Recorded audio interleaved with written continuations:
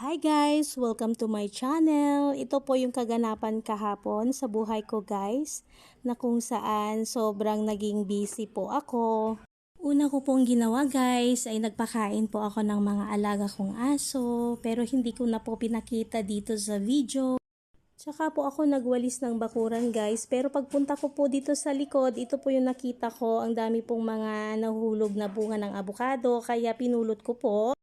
Ngayon pa lang po mamumunga ang tanim kong avocado guys, kaya hindi ko po alam kung ganito na ba talaga ang bunga nito.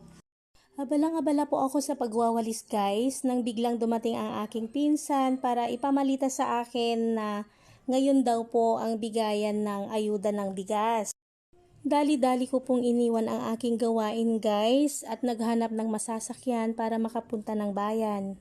Sayang din po kasi yung 20 kilos na bigas na ibibigay po kung hindi ko po makukuha. Kaya ito ako ngayon, ayan, nagbiyahe po kaagad, iniwan muna ang mga gawain sa bahay, yung paglalaba, pagwawalis, gagawin ko na lang po pag uwi ng bahay. Kaya salamat po sa nakapagsabi sa akin, kaya kahit last hour na po ay dali-dali akong pumunta. Medyo napapabilis na nga rin po ang pagmamaneho ng driver guys kasi nga po alam niya na mahuhuli na ako. Kaya kahit medyo kinakabahan ay tinitiis ko na lang po. Kaya ito na nga po, nadaanan na namin kanina yung munisipyo, yan po yung post office. Pakanan lang po ang liko para po papunta na kami sa NCC. Marami na nga rin pong tao guys na akong nakikita dito sa paligid. Pero nawala po yung kaba ko nung nakita kong nasa labas pa lang sila. Kaya ibig sabihin po nun, wala pa si Mayor. Andito na nga po kami guys sa NCC. Ayan po guys, yung NCC. Makikita po natin, may mga tao po dito sa labas. Nakagaya ko, pumasok po ako sa loob. Ang dami palang tao guys dito sa loob.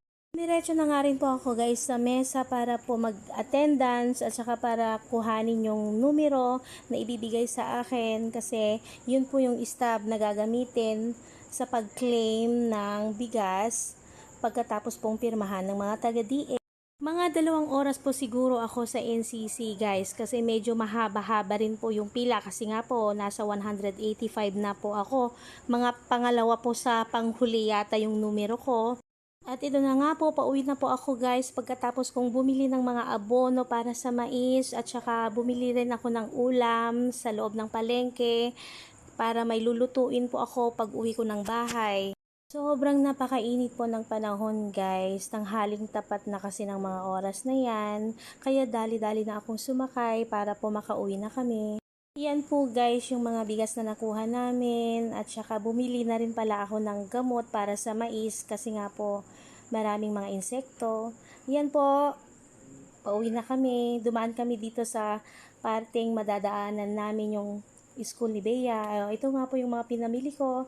Bumili rin ako ng YOLO milk tea para kay Nizel kasi maghahanap po yun ng pasalubong. Habang tumatakbo po ang sasakyan guys, plano ko na sa isipan ko yung mga gagawin ko pag uwi ng bahay.